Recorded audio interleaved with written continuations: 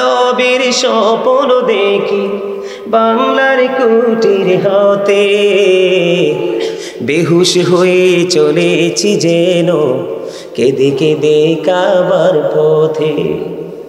স্বপ্নে শুনিনি তুই রাতে যেন কাবার মিনার থেকে কাঁদিছি বেলাল ঘুমন্ত সব মুসলিমেরই ডেকে ডেকে, বেহুশ হেন কেঁদে কেঁদে কাবার পথে। আপনারা ডাকতেছে, সবাই ডাকে, এর মধ্যে বেলালও ডাকে। আপনি ঘুমান কেন? আপনার চোখে তো ঘুম কেন? আমি আপনাকে কেন্দ্র করে বলছি না, আপনাকে দিয়ে সবাইকে বোঝাচ্ছি। হযরত আলী বলছে, জন্মের ঘুম ঘুমাও পৃথিবীতে, দুই চোখ খাটার পরে বুঝবা ঘুম কত প্রকার ও কি কি।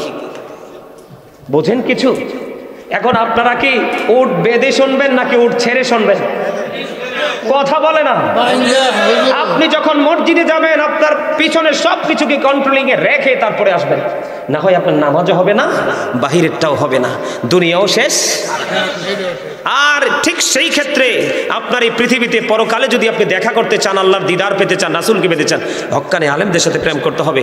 নবীজি বলেছেন, আমার দিকে তাকান, যে রাসূলকে ভালোবাসলো সে যেন আল্লাহকে ভালোবাসলো, যে রাসূল প্রেমিক আলেমকে ভালোবাসলো সে যেন রাসূলকেই ভালোবাসলো। সুবহানাল্লাহ বলেন।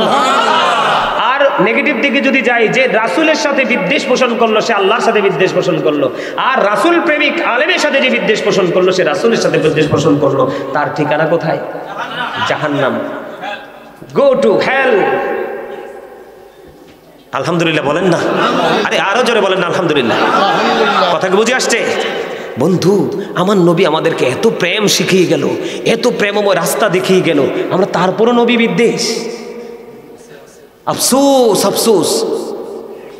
আপনি যত বড় ডক্টর হন, আমার নবীর সাথে যদি আপনার ভালো প্রেমের ডুরি না থাকে, আই ডোন্ট অ্যাকসেপ্টেবল। ঠিক কিনা বলেন? I hate you. আমি আপনাকে ভালোবাসতে পারবো না। আরে ভাই, আল্লাহ বলতেছে আমি আমার হাবিবের মাধ্যমে সৃষ্টির কাছে আমি প্রভুর প্রভুত্ব পৌঁছাই দিছি। হাদিসে কুদসি, লাউলাকা আলামা আজহারতু রুবুবিয়াতি, আমি যদি আপনাকে প্রকাশ না করতাম আমি প্রভুর প্রভুত্ব প্রকাশ হতো না। সুবহানাল্লাহ বলেন না? বন্ধুরে আমার যে মজার জায়গাটা এখনো বাকি রয়ে গেছে, একটু মন দিয়ে শোনেন।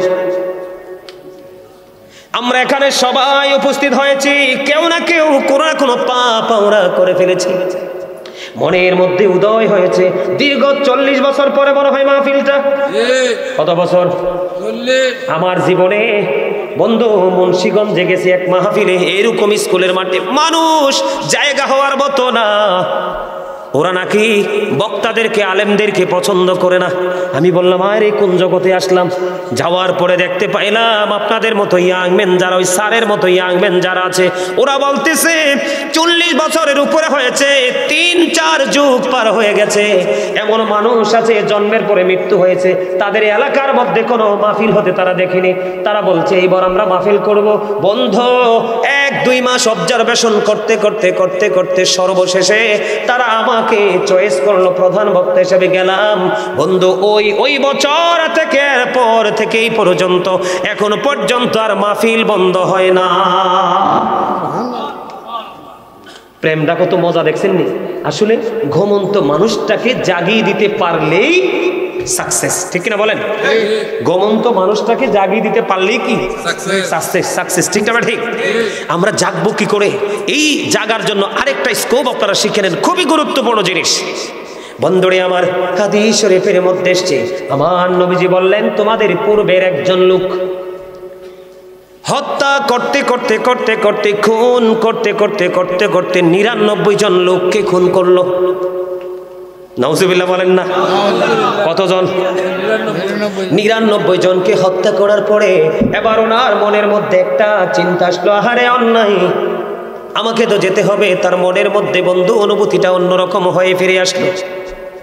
এবার তৎকালীন সময়ে তিনি একজন বুজুর্গ লোকের কাছে গেলেন। যাওয়ার পরে ওনাকে প্রশ্ন করলেন, আমি তো এক এক করে 99টা হত্যা করেছি। এই হাদিস বন্ধু বুখারী শরীফের মধ্যে 86 অন্যতম গ্রন্থ। যখন ওই ব্যক্তির কাছে গেল, বুজুর্গ লোকের কাছে গেল, হুজুর আমি এক এক করে ৯৯টা খুন করেছি গো, আমাকে আল্লাহ তওবা করলে ক্ষমা করবে কিনা? এবার ওই বুজুর্গ লোক একটা ডাক দিয়ে বলল, রে তোমাকে আল্লাহ রাব্বুল আলামিন ক্ষমা করবে না।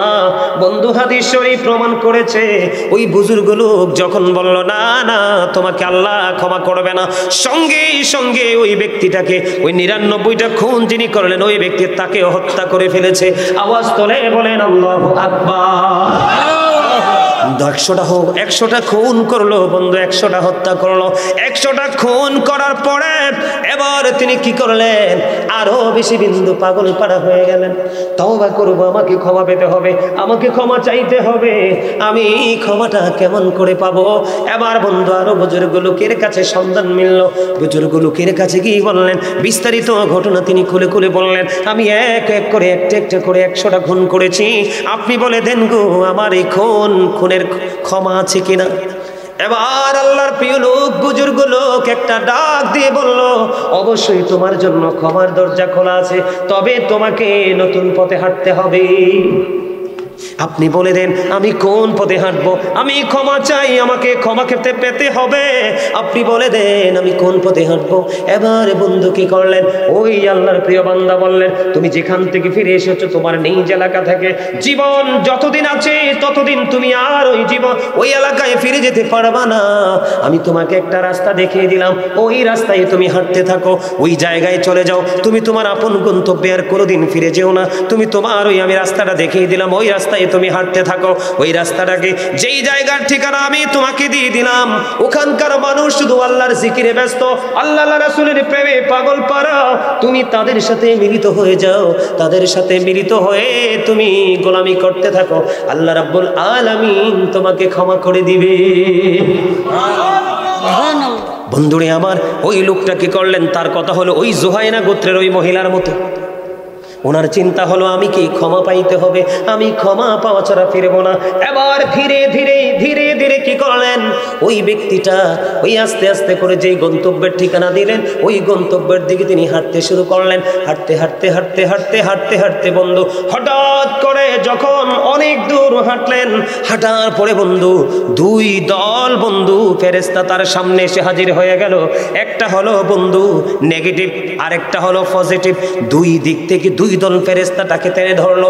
ওই জাহান্নামীর পক্ষে যে ফেরেশতারা তারা তাকে টানতেছে, জান্নাতে নিয়ে যাবে যে ফেরেশতারা তাকে তাকে টানতেছে, টানাটানি টানাটানি করতেছে। আমার আল্লাহ সেখান থেকে তাদের দৃশ্য দেখে সুবহানাল্লাহ বলেন না, আর জোরে বলেন না সুবহানাল্লাহ। বন্ধু এবার তিনি কি করলেন? যখন টানা হেসনা চলতেছে, এই জান্নাতি ফেরেশতা বলতেছে সে পাপী, এর মতো পাপী কেউ হতে পারে না, আমরা তাকে আমাদের দেখে নিয়ে যাব। জাহান্নামী জান্নাতীরা বলতেছে সে পাপ করেছে তো কি হয়েছে, আজকে সে হেদায়েতের জন্য, ক্ষমা পাওয়ার জন্য আল্লাহর ভয় তার হৃদয়ের মধ্যে জাগ্রত হয়েছে, ওই জায়গাটাতে সে ফিরে আসার জন্য রওনা হয়েছে, তাকে আমরা জান্নাতে নিয়ে যাব। এইভাবে ফেরেশতাদের মধ্যে কথোপকথন, কথা কাটাকাটি বন্ধু চলতেছে। চলতে চলতে চলতে চলতে এবার কি করলো? আল্লাহ রাব্বুল আলামিন তাদের এই দৃশ্য থেকে বিচারক হিসেবে, ফয়সালা দানকারী হিসেবে আরেকজন ফেরেশতা পাঠিয়ে দিলেন। ওই ফেরেশতা তাদের কাছে আসলো, আসার পরে বলল, তোমরা টানা হেসরা করতেছো, আমি এসেছি তোমাদের কাছে একটা ফয়সালা নিয়ে, তোমরা আমার ফয়সালা মেনে নিবে কিনা? ওই ফেরেশতারা বললেন, হ্যাঁ আমরা তোমার এই ফয়সালা মেনে নিব। ফয়সালাটা হলো দুই দিকের রাস্তায় কম মাপা হবে, দুই দিকের রাস্তা মাপা হবে, যেই দিক থেকে এসেছে সেই দিকের রাস্তা মাপা হবে, এবং যেই দিকের উদ্দেশ্যে রওনা হয়েছে সেই দিকের রাস্তাটাও মাপা হবে। যেই দিকের জায়গা কম হবে সেই দিকের ফেরেশতা তার জান নিয়ে যাওয়া। জোরে জোরে বলেন না সুবহানাল্লাহ। ও চান্দিনা, ও চান্দিনা মধ্যম তলার আমার ভাই, আমার বাবারা, আমার মা, মা গো আজকে ঘুমাইও না, তোমাদের দ্বারা বেশি পাপ হয়, তোমাদের দ্বারা বেশি অন্যায় হয়, কারণ তোমরা ঘরে বসলেও পাপ করতে পারো, টেলিফোনে চগলখড়ি। আবার আমাদের গ্রাম বাংলাদেশের একটা বন্ধু লোকাল প্লেস, যেটাকে বলি একবারে লোকাল জায়গা, নিম্ন শ্রেণীর জায়গা, এটা হলো চা দোকান। আপনারা আবার আদারওয়াইজ দিয়েন না। কেন বললাম বন্ধু? আমি এখন মনে হয় এটা একটা মিনি সংসদ। এই সংসদে বন্ধু ভালো কোনো কথা হয় না, চা খাবে, সিগারেট খাবে, মানুষের বদনাম নিয়ে টানা হাসরা করবে, কার ছেলে কার বউ কার কে কি করেছে, ঠিক কিনা বলেন? এই জন্য আমি বলবো ওই সমস্ত মানুষ তোমরা বেশি করে শোনো, আজকে থেকে আর এই কাজগুলো করো না। দেখো কি প্রেম, আল্লাহর প্রতি ভালোবাসা মানুষকে কত দূর নিয়ে যেতে পারে। এবার বন্ধু দুই দিকের জায়গা মাপা হলো, দুই দিকের যে দিক থেকে আসলো ওটাও মাপা হলো, যেই দেশের উদ্দেশ্যে রওনা হলো ওইটাও মাপা হলো। মাপার পরে চাইয়া দেখে যেই দিকে গেছে ওই দিকের জায়গাটা কম, তার মানে পাপের জগৎ থেকে অনেক দূর হেঁটে এসে গেছে, একেবারে নেকের জগতের কাছাকাছি চলে এসেছে। হাদিস শরীফের মধ্যে এসেছে বন্ধু, মাত্র আধা হাত, কয় হাত? মাত্র আধা হাত বেশি সে অতিক্রম করে ফেলেছে। ওই আধা হাত অতিক্রম করার কারণে ওই ফেরেশতার আল্লাহর পক্ষ থেকে পাঠানো ফেরেশতার পক্ষ থেকে ফয়সালা হলো, সে যেহেতু জান্নাতের দিকে ভালো ওই নেকির জগতের দিকে আধা হাত বেশি ঢুকে গেছে, তাহলে সেই অনুযায়ী তার ঠিকানা হবে জান্নাত। ও জান্নাতের ফেরেশতারা, জান্নাতের পক্ষে যারা আছো তোমরা আল্লাহর প্রিয় বান্দাকে জান্নাতি বলে কবুল করে নাও, তখন তারপরে জান্নাতীরা তাকে নিয়ে গেল। তাহলে আপনার আমার আর ভয়ের দরকার আসেনি? আপনার আমার ভয় টেনশনের দরকার আর নাই। এই কারণে দরকার নাই, একটা ভয় আমার মধ্যে থাকতে হবে, যেইটা হলো টেনশনটা যে আল্লাহ ক্ষমা করছে কিনা, আল্লাহ ক্ষমা পেয়েছি কিনা, আর জীবনে কোনোদিন করব না। যদি করে ফেলি তাহলে উপায় নাই। শক্তভাবে আমি বলেছিলাম, মনে রাখবেন, জীবনে যে অপরাধ করেছেন সেটার জন্য লজ্জিত হতে হবে, আর কোনোদিন এই পাপ করব না এই প্রতিশ্রুতি আল্লাহকে দিতে হবে। বান্দার হক নষ্ট করলে সেটা ফেরত দিতে হবে, আল্লাহর হক নষ্ট করলে এটাকে পুনরায় আবার বন্ধু আদায় করতে হবে। হারাম খাবার দ্বারা যদি বডির গোস্ত তুমি বাড়িয়ে থাকো, ওটাকে আবার বন্ধু কমাইতে হবে, তাহলেই তুমি হবে সাকসেস। আলহামদুলিল্লাহ, আরো জোরে ভালো লাগছে না? এই বছরে তো আর এই ওয়াজটা করি নাই, দেখছো নি তাদের নিয়ত সহি, এটি সব আশিকে রাসূল পাগল, এদের হৃদয়ের খোলাসা আছে। আমার একটা ধর্ম কি জানেন, আমি বুঝতে পারি মাহফিল কমিটি কোনটা সঠিক কোনটা ব্যাঠিক। আমি স্টেজে বসলে যেটা করতে চাই না সেটাও চলে আসে, আর মাহফিল কমিটি ডিস্টার্ব হইলে জান দিয়ে চেষ্টা করলেও ওয়াজ আসে না। এটা হচ্ছে সত্যিকারের একটা প্রেমের প্রকাশ। আমি ভাবছি কি একটু আলোচনা করবো, 1-1.5 ঘন্টা আলোচনা করবো, প্রায় এই তো হয়ে গেছে, প্রায় 2.5 ঘন্টা হইতেছে। আলহামদুলিল্লাহ বলেন। আমি রাজি আছি, আজকে আমি রাজি আছি। কারণ রাজি এই কারণে, আপনারা মৃত একটা সমাজকে আবার নতুন প্রাণ দিতে যাচ্ছেন। আপনারা জানেন যে সমাজে ইসলামের আইনের হুকুমের কায়েম করতে পারেন, এটা মৃত সমাজ, যেটা জানেননি আপনারা? কথা বলেন না। মুসলমানের প্রাণ কি ইমান না? মুসলমানের প্রাণ কি আমল না? আপনি ইমানের জায়গা যদি টেকসই করতে না পারবেন, আমল করবেন কোত্থেকে? ওই যে একটু আগে বললাম, লবণ ছাড়া যেমন খাবার মজা হয় না, প্রেম ছাড়াও আমল মজা ঠিক কিনা? ঠিক। তা আমাদের তওবা করার দরকার আছে নি? বেশি বেশি না কম কম? বেশি। আপনাদের মাপ পাওয়ার জন্য তওবার পাশাপাশি আর একটা কাজ করবেন, বলবো। যদিও এখন বৃষ্টি হচ্ছে, একটু প্রতিকূলতা আমাদের মধ্যে এসেছে, এটা আমি মনে করি আল্লাহর রহমত। যে মনে করে দাদা আমার ক্ষতি হয়ে গেছে, তোমাকে মনে করতে হবে তুমি পাপী। আর যদি তুমি পাপী না হও, তুমি মনে করো আল্লাহ গো আমি অনেক নেক করেছি, তোমার মধ্যে ছোটখাটো কিছু ত্রুটি আছে, এই ক্ষতির দ্বারা তোমার ওই ত্রুটির অপরাধ মাপ। বুখারী শরীফের হাদিস।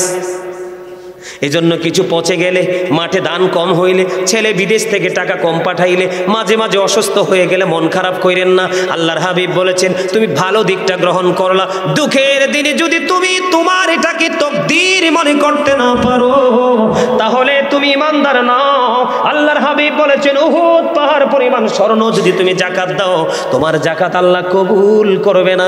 উহুদ পাহাড় পরিমাণ স্বর্ণ যদি তুমি আল্লাহর পথে কুরবানি করে দাও, আল্লাহ কবুল করবে না, কারণ তুমি তোমার তাকদীরকে বিশ্বাস করো নাই। দেখছেন নি, ঈমানটা চলে যাওয়ার জন্য একেবারে সিম্পল একটা বিষয় যথেষ্ট, আবার আল্লাহর প্রিয় হওয়ার জন্য ছোট্ট একটা কাজই যথেষ্ট। কারণ আল্লাহ রাসূল বলেছেন মানুষ হাসতে হাসতে এমন অপরাধ করে মাসরিক থেকে মাগরিব পর্যন্ত জাহান্নামের দিকে এগিয়ে যায়, আবার হাসতে হাসতে এমন নেক করে ফেলে জান্নাতের আবার খুব কাছাকাছি। জোরে জোরে বলেন না সুবহানাল্লাহ। আরে জোরে, আর একটু মহব্বতে একটা গজল গাইবো, ছোট্ট করে একটু অংশ গাইবেন? গাইবেন?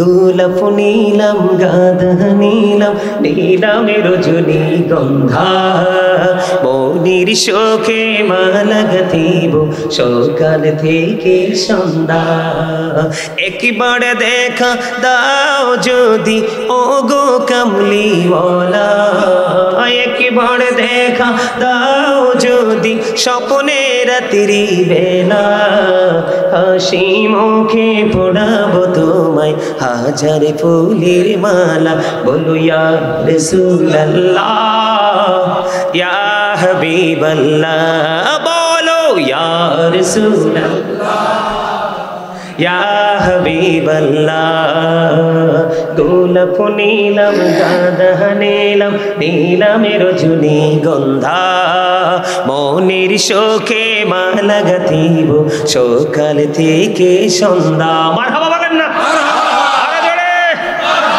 এবার আমি আমার লেখা আরেকটা গজল গাই আমি আমার লেখা কি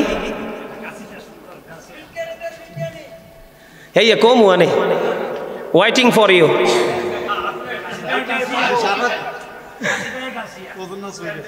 না আলা হযরতের একটা গাই সেই দারুন শুনবেন শুনবেন खालिक कुल ने आपको मालिक कुल बना दिया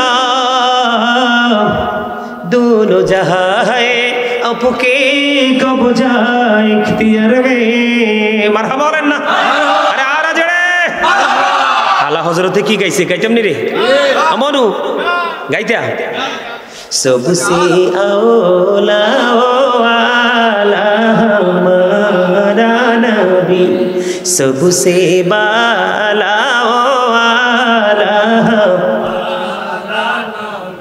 अपने मौला का प्यारा हमारा नबी अपने मौला का प्यारा हमारा नबी दोनों आलम का दुल्हा हमारा नबी सबसे औला वाला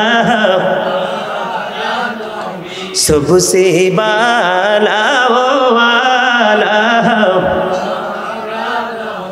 सबसे औला वाला हमारा नबी सबसे बाला वाला खुल्को से औलिया औलिया से रसूल खुल्को से औलिया औलिया से रसूल और रसूलों से आला हमारा नबी सबसे औला वाला भी सबसे बाला वाला हमारा नबी मरहबा ओरे बाप रे बाप रे बाप সাচ্চা আশিকের রাসূল বসে রয়েছে আমি তো কইতে পারতাম না তবে হৃদয়ে যে ভালোবাসা আছে ইয়া বুঝতে পারছি মনে আলহামদুলিল্লাহ কোন আরে জোরে হাটে মহব্বতে এবার আমি আমার লেখা একটা গজল গাইবো আমার লেখা আমার সুর যদি ভাল লাগে আপনারা আমার সাথে গাইবেন রাজি আছেন আরে জোরে একটা না দুইটাই গাইবো অল্প অল্প করে এরপরে আমার দ্বিতীয় যে টপিক সেটাতে ঢুকবো আপনারা বাড়ি এনতে এনে এত টেনশন করেন অমর খোদা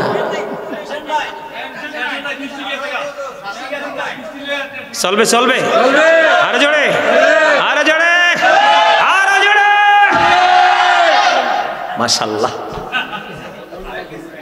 হ্যাঁ আচ্ছা মাহফিলটা না হইলে হইব নি এখন এই যে দাদা ভাই আরেকটা কথা মনে করে দিচ্ছে এখন একটা ফাইজলামি শুরু হয়েছে মাহফিলে কি জানেননি মনে হয় যে হের মতো সুফি দুনিয়াতে আর কেউ নেই আচ্ছা মাহফিল হইলে সকালে ফজর নামাজ পড়তো না বছরে তো 365 দিন এক আপনার মাঠে একটা মাহফিল 364 দিন বাকি 364 দিন নামাজ পড়েনি ফজরে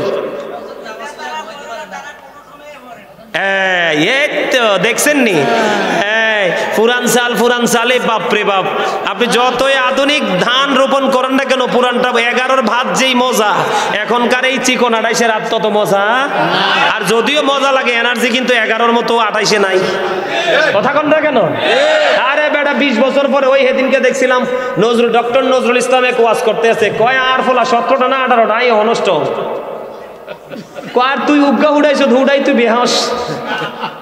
মুরব্বী আর কি মজা কইরা কইছে, বিয়েটা হাসির না বোঝার জিনিস। ওনারা এখনো কত স্ট্রং, আমরা এখনো কত দুর্বল। নাই আমাদের ইমান, নাই আমাদের আমল, নাই কোনো সুস্বাদু টেকসই খাবার। কথা বলেন না কেন? কেন বললাম অত্যন্ত দুঃখের সাথে। আরে ভাই গ্রামের মানুষ, আমরা যখন আমাদের বাড়িতে ছিলাম আপনার হলুদ থেকে ধরে সব মরিচ সব আমরা খেতে করছি। ক্ষেতের জমিন থেকে আপনার উঠাইয়েন না দিলে মা রান্না করে দিছে কত বোঝা। আর এখন মহিলারা দেখবেন ধান খেতে বিক্রি করে বস্তার চাল আনো, বস্তার চালটা যেটা দেখো দেখতেই সুন্দর কিন্তু ভিতরে কিছুই। আজকে থেকে সোয়াবিন তেল খাওয়া বন্ধ করেন, আজকে থেকে মিনিকেট খাওয়া বন্ধ করেন, আজকে থেকে অন্যায় অপরাধ ছেড়ে দেন। ডায়াবেটিস নামক রোগ এই বাংলার আকাশ বাতাস থেকে দূর হয়ে যাবে। আমি যদি এখন আপনাদের সামনে পৃথিবীর মানুষ কেন রোগাক্রান্ত হয় এই বিষয়গুলো নিয়ে যদি আলোচনা করি আপনারা অবাক হয়ে যাবেন। এই কথা বলবেন না, এদিকে দেখান। আমার কিন্তু পরকালের নাস্তা আপনাদেরকে দিয়ে দিছি একটা বিষয়ের উপরে, বাকি বিষয়গুলো অনলাইন থেকে নেবেন। এখন দিব দুনিয়াতে কিভাবে সুস্থ থাকবেন সেই তার আগে আমি বলবো, আমি এই জায়গাতে একটু গজল, আমার লেখা একটু গজল গাইবো বলছি, বেশি না অল্প করে গাইবো। আপনারা গাইবেন আমার সাথে? এটা আমার লেখা, আমার সুর, আপনারা পারলে আমার সাথে সুর দিবেন।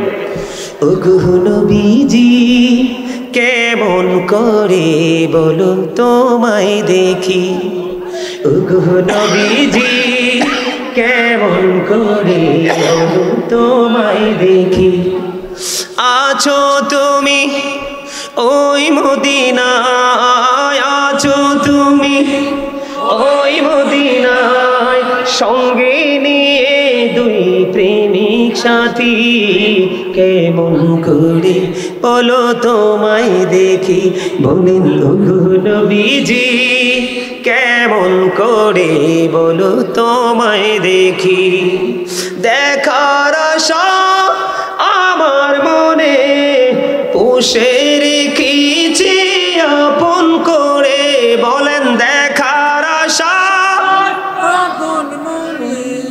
পুষে রেখেছি আপন করে, পাই যদি গো নবী তোমার দিদার, পাই যদি গো নবী তোমার দিদার, শীতল হবে মোর দুটি আখি, কেমন করে বলো তোমায় দেখি, বলেন ওগো নবীজি কেমন করে বলো তোমায় দেখি। মারহাবা, আরো জোরে। ভাল লাগছে? ভাল লাগছে? আলহামদুলিল্লাহ বলেন, আরো জোরে বলেন।